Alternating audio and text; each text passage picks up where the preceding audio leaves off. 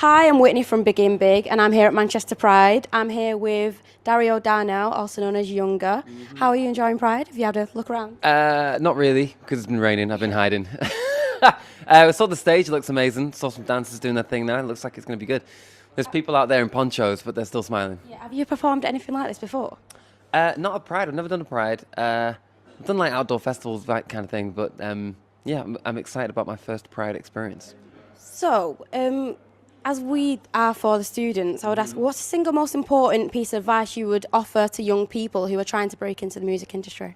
Uh, uh, uh, uh, well, it's really easy, but it's super cliche. It's just like, keep doing it. Yeah. It's so boring to say. Just keep working hard. Yeah, maybe let me think of something more interesting. Maybe do experiment with drugs and alcohol, because you never know what might happen. Well, I wouldn't recommend that, but you heard it here straight from the bat. In consideration. Yeah. So, did you have a dream job when you were young? Did you always want to do music? I wanted to be a snooker player. Oh, okay. Really randomly, I loved Stephen Hendry. Is it Stephen Hendry? Is that his name? The snooker player? I don't know why. I was just obsessed with him. Had a little three-piece suit. Used to play snooker, and then got obsessed with basketball. And then about 11, I got a drum kit, and I was like, oh my god, this is great. So I read that you stopped growing, so that's why you didn't go into doing basketball. I used to play in Manchester. I grew up in Manchester, and I used to play at the Trafford Basketball Centre every Saturday. And I was great. I was like 13 years old, like really tall. I was great. And then everyone just started like, I was like, no, what's happening? I know. So did you have anyone that inspired you then when you was young, when you was 18?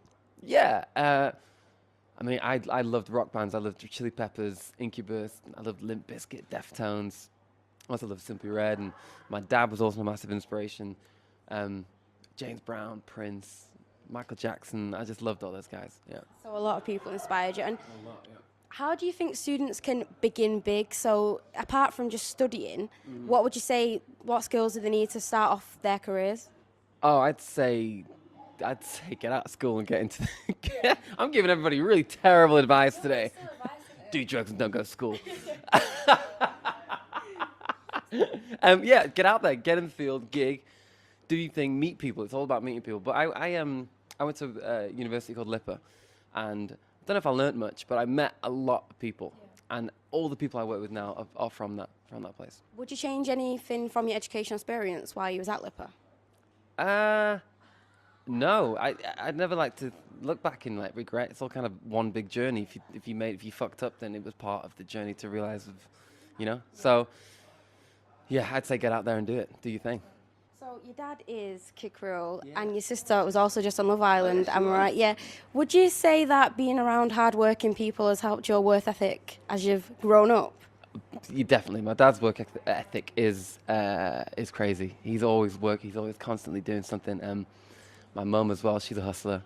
She's great. And yeah, it does help, because if you're surrounded by those people, then that's almost normal to you. You're like, oh, okay, I'm going to get up and focus on something. Yeah.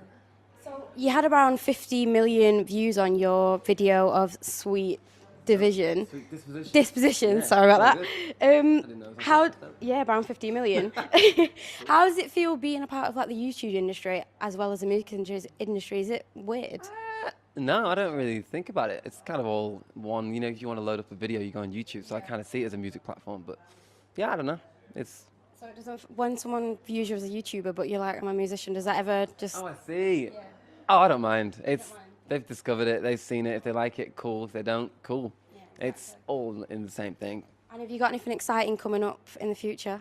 Yeah, we've got an EP we're working on right now. Hopefully going to be dropped that early October with 5 new tracks. We've actually got a dancer coming on today to dance with on a tune on a new bootleg called You Can Do It. So yeah, we've got a few fun things coming up. Final question: if you could revive anyone who was dead to work with, who would you work with? I'm just going to, because he's right on my mind. I was watching a video in the van on the way here of Michael Jackson's 10 best entrances to a show.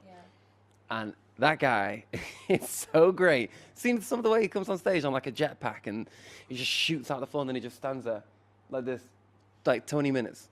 see you on a jetpack when you're on the stage. I'm really looking forward to your performance. I hope you have a good time at Manchester Pride, and thank you very much for talking to us. Thank you so much. It's been a pleasure. Thanks.